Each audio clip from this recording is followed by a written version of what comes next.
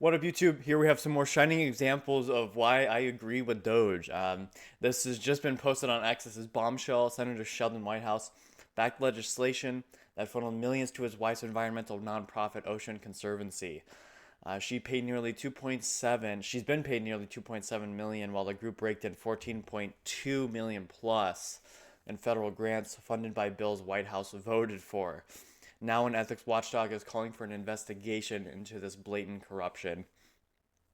There are just been so many examples that have come out of just a waste in taxpayer money going to not only stuff overseas, but even within the US, but just being funneled from where they should be going. It's just, it boggles the mind, but it also doesn't. I mean, at least for me growing up, like I kind of knew, and the more that you grow up, the more you just kind of become accustomed to, like, yeah, there's just corruption everywhere, no matter where you go, no matter what job you work for or anything like that. There's always some way that it's always twisted, tugged on, pulled, or whatever into a certain direction, just based on who people like, don't like, who's in power, who's not in power, things of that nature. And so again, I am such a proponent for this Doge because the government needs to be reduced. It is just, they tried to make it too big. They tried to make it an overpowering control powerhouse, if you will, where that's not what it was intended to be. A government of the people, by the people, for the people, not to rule over the people. Obviously, we have laws and stuff we have to follow, but what they've allowed it to grow to now, it's just been blown out of proportion. And so, all of these jobs, while yes, it is sad, absolutely, a lot of these people aren't even really working, and they're being paid more than other people who are actually working at their normal jobs. So yeah, I am such a proponent of Doge. Again, I made another video about it too, but obviously it's such a big plus, I think, for the American people to actually have this going for them. Here is a Kevin O'Leary as well, actually criticizing Musk for not cutting more, which I mean I kind of agree with, to be honest.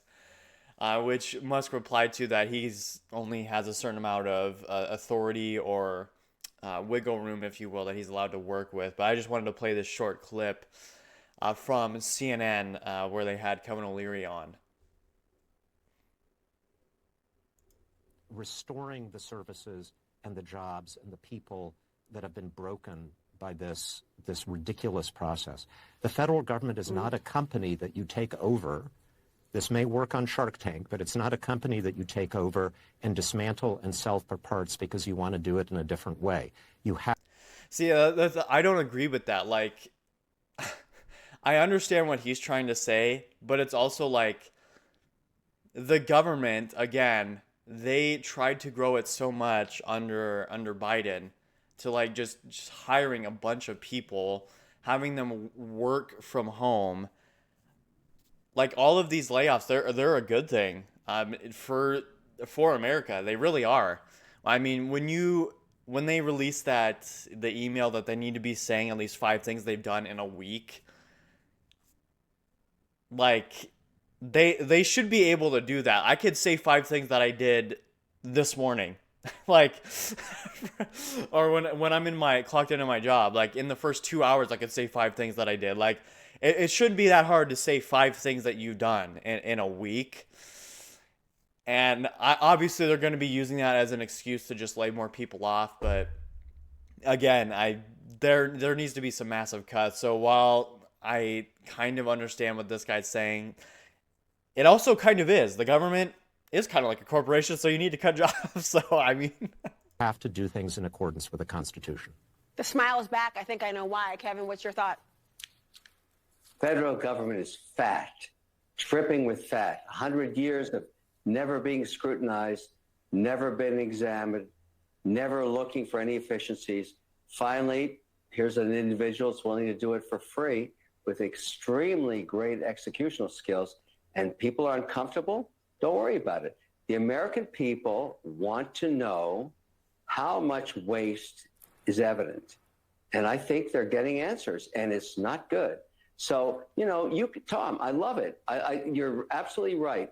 But frankly, just between you and I, he's not cutting enough. You know, in the concept of private equity, when you find a broken, bankrupt company, you look at the spreadsheet, you say, okay, this is the original cut idea.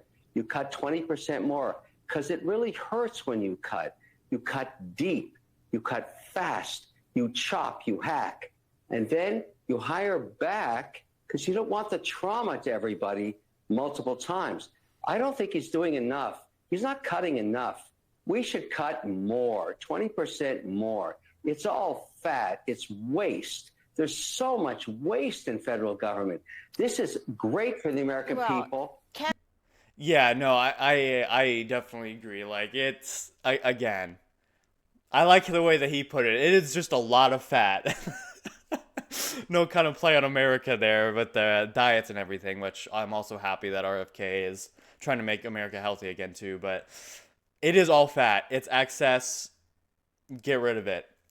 It exactly to his point as well. Like, it does hurt. Obviously, that's kind of implied when you cut.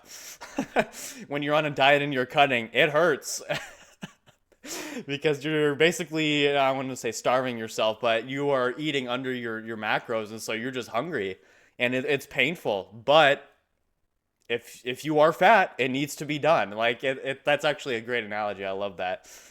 And then this is just another example of what they're trying to do to combat. And it's not the same as the efficiency, but it's also with it's more so what the judges are trying to do to undermine President Trump, which is just kind of ridiculous. It's like America cast their vote, Trump won, and now we have these judges trying to basically stop or halt what he's trying to do, not only with the efficiency, but also with ICE and the illegal immigrants, which is just crazy to me. Like, why people even are trying to combat that, but that's another topic for another time. But it says Rep. Daryl Issa, I believe is how you say his last name, has introduced the No Rogue Rulings Act. Oh my gosh, English. To stop federal judges from issuing nationwide injunctions that derail a president's agenda. Instead, rulings would only apply to the parties in the case. No more one-judge veto power over the White House. Trump's policies have been hit with over 50 lawsuits challenging more than 60 executive actions. Again, this kind of plays into that because a lot of what they're trying to do is basically halt him, not only from the illegals, but also from them trying to get rid of all the fat out of the government. And so this is another thing that I agree with, because they're just trying to just halt, stop, just put any sort of rock or pebble in their way, if you will. I say pebble because in the end they're going to get it anyway, but they're just stalling the process.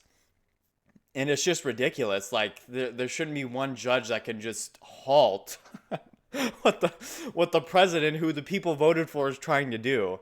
And because if the president isn't doing what the people are voting him to do, well, then the people can vote him out. I mean, that's the idea. But anyway, I'm happy that this is happening. I'm happy for Doge. I also agree with Kevin O'Leary that we do need to cut more. But let me know what you guys think down in the comments about the last video. I said what you think about Musk, but if you think Doge is doing what it's supposed to do, if you think it's cut too much, if you don't think it's cut enough, let me know what you guys think. And thank you so much for stopping by, and hope to see you guys around. Peace!